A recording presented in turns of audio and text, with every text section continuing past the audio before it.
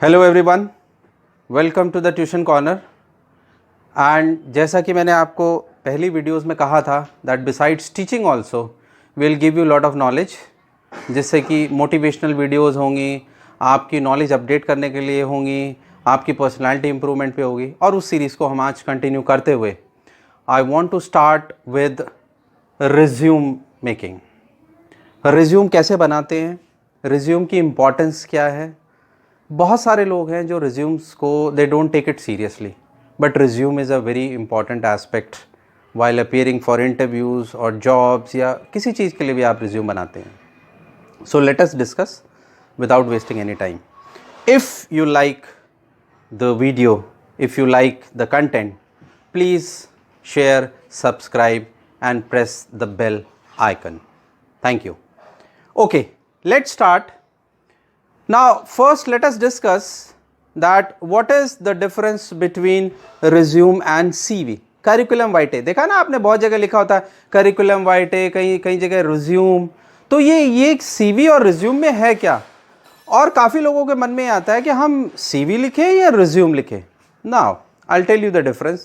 The difference is that CV, which is known as curriculum vitae, means course of life. Course of life का क्या मतलब है?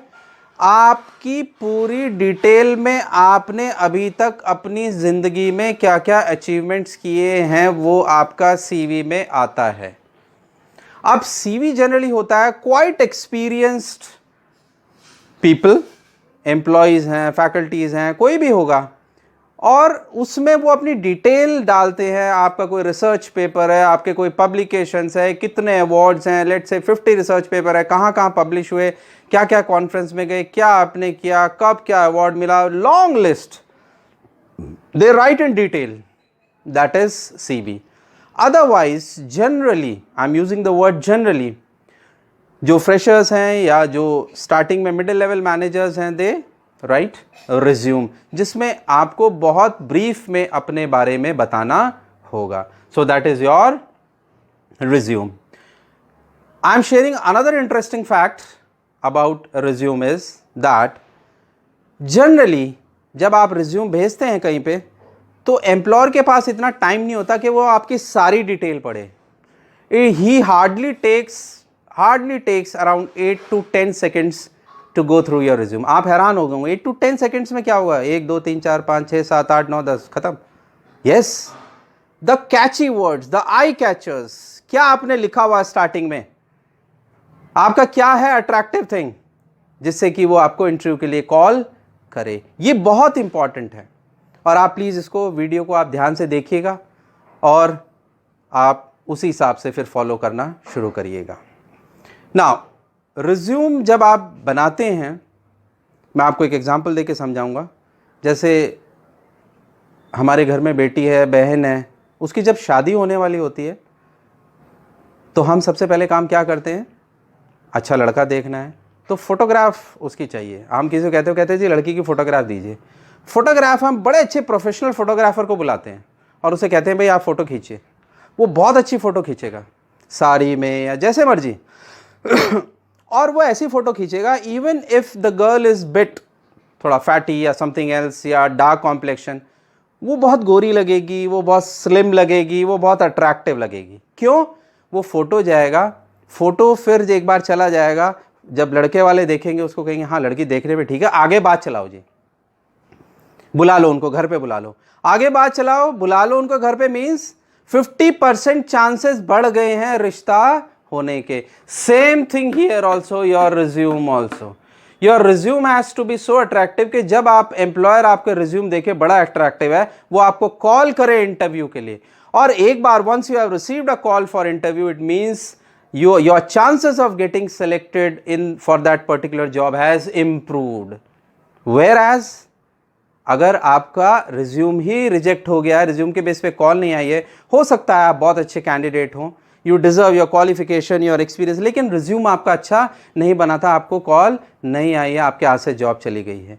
Same case there also, अगर अच्छी photo नहीं होगी, लड़की बहुत अच्छी होगी, स्लिम, पढ़ी लिखी, बहुत बढ़िया, वेल, बट आपका फ़ोटो देख के उन्होंने कह दिया दैट नहीं नहीं जी कोई बात नहीं, हमें तो फ़ोटो पसंद नहीं आया है. This is very very important attractive resume. Now I hope you understand what is the meaning of this. दूसरी चीज़ जो इंटरेस्टिंग फैक्ट अबाउट रिज्यूम है that many of the resumes are rejected just on the basis of unprofessional email IDs. Unprofessional आप समझते हैं? आजकल students बड़े hunky पंकी video वो थोड़ी ईमेल एड्रेस बना लेते हैं. Let's say sweetie@gmail.com, cutebabydoll.com. This is all rubbish. Professional way में ये नहीं चलता है, जिसके बेस पे आपका CV रिजेक्ट हो जाता है. There is lot of cutting, हाथ से ही कटिंग की हुई है, कोई फ़र्क नहीं पड़ता जी. सारा प्रिंटेड है, कंप्यूटर टाइपिंग है, थोड़ा सा गलती होगी, अच्छा एड्रेस की तो ये लो ब्लैक पेन से कर देता हूँ. Please don't do that. That shows a very unprofessional approach which you should avoid.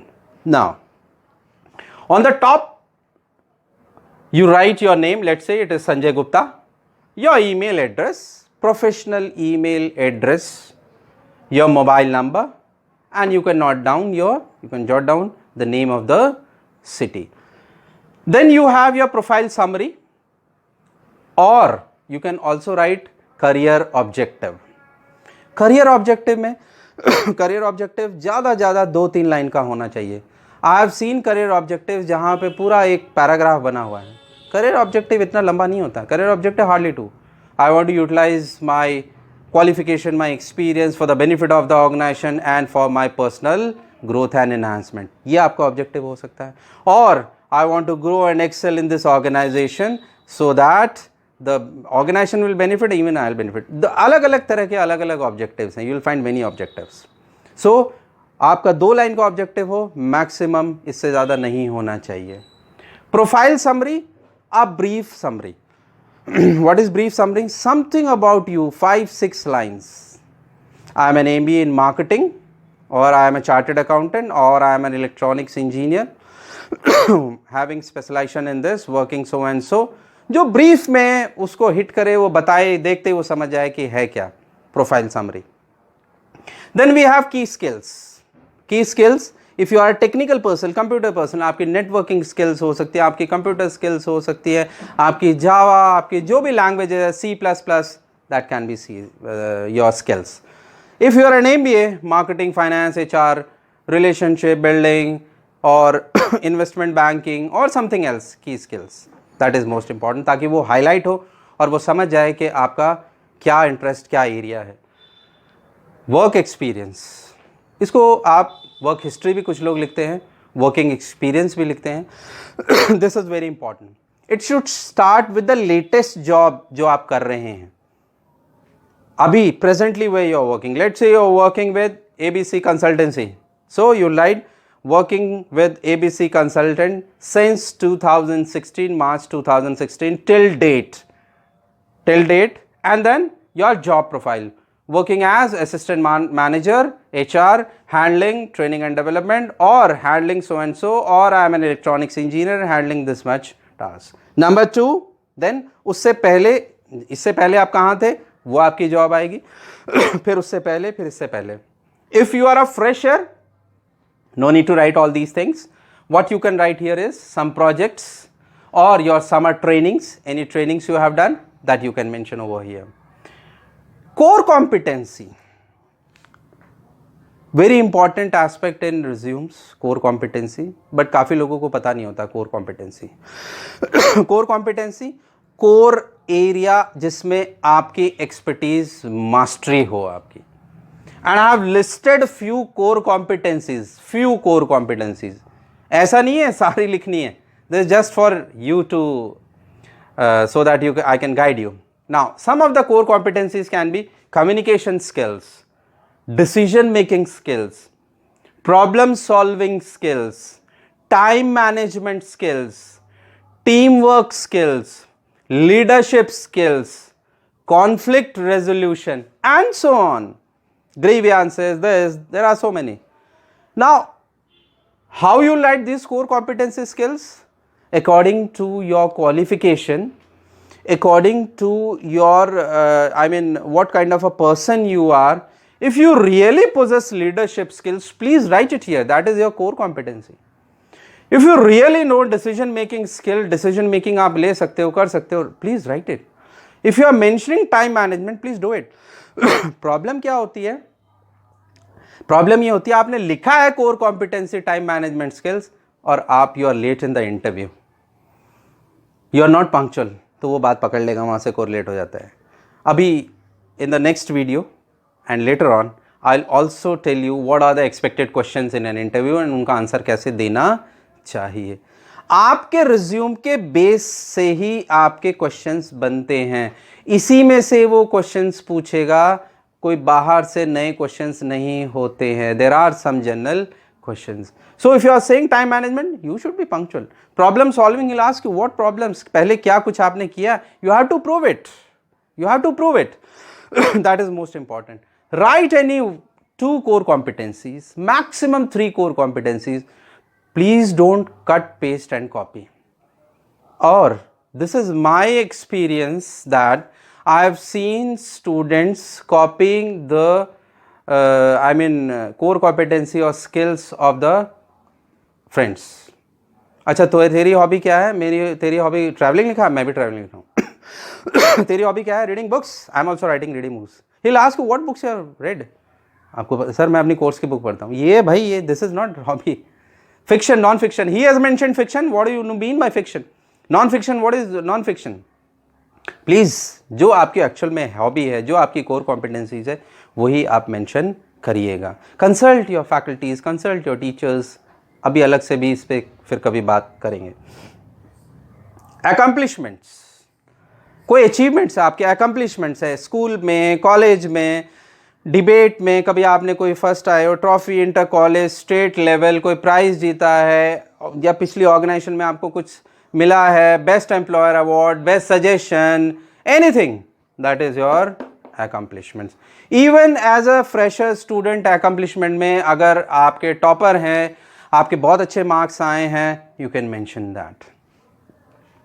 Then comes your professional qualifications.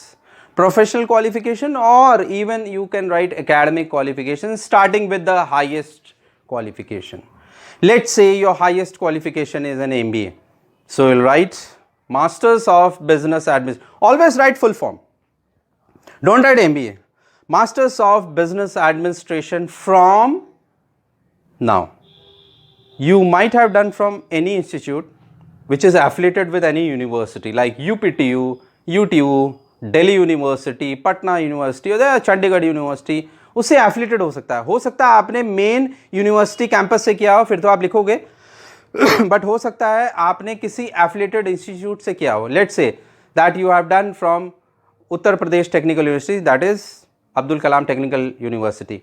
सो अगर आपको लग रहा है कि आपका इंस्टीट्यूट बहुत ज़्यादा recognized, मतलब in the sense it's not famous, so just write the university. Masters of Business Administration from Delhi University. Don't write affiliated institute. Are you getting my point? अगर वो well renowned है तो ही आप लिखिए.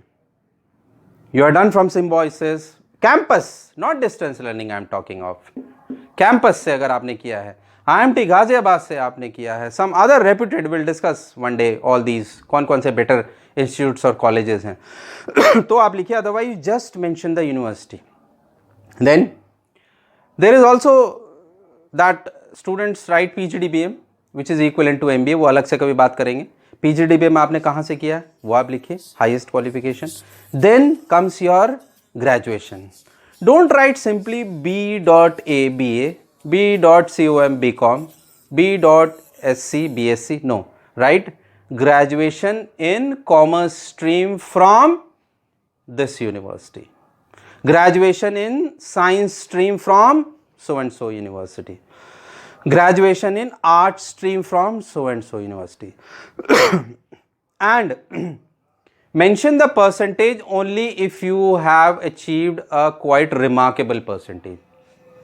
आपने एक जगह लिख दिया 90%, दूसरे में आप लिख रहे हो 45%. Please don't mention that, don't do that. No need to mention 55% because वो एकदम से आई कैची हो जाएगा 55%. अभी आप क्या कर रहे हो, आप कोशिश कर रहे हो कि मुझे इंटरव्यू के लिए कॉल आ जाए. Let it be when he ask at the time of interview, क्योंकि इंटरव्यू में कई बार ऐसा होता है that the very first impression of few moments में ही आप उन्हें अच्छे लगे हो और आपका सिलेक्शन हो जाए, फिर आपके जो 10th में 55 है वो उनके लिए मैटर नहीं करते। आप शुरू में ही बता रहे हो मेरे 55 है, तो एक दिमाग में क्या बैठता है दैट ये तो एवरेज स्टूडेंट होगा। So don't mention the percentage until and unless asked so specifically. कई बार कंपनी की तरफ से फॉर्म होता है कि परसेंटेज भरिए, वो अलग बात है। आप अपनी तरफ से रिज्यूम भेज रहे हैं तो अभी generally don't mention that. And then finally you have personal details. Personal details में your name, your gender, your marital status, married or unmarried, and finally your date, place and signature. और last में आपके अपने signature आप करते हो उसमें। Finally you say that all these what I have said to my knowledge is correct and what I have mentioned is right. So please make it your resume most attractive. कोई spelling mistakes नहीं होनी चाहिए। Go through it twice thrice, check it, cross check it, because everything is going to happen on the basis of your resume. Thank you.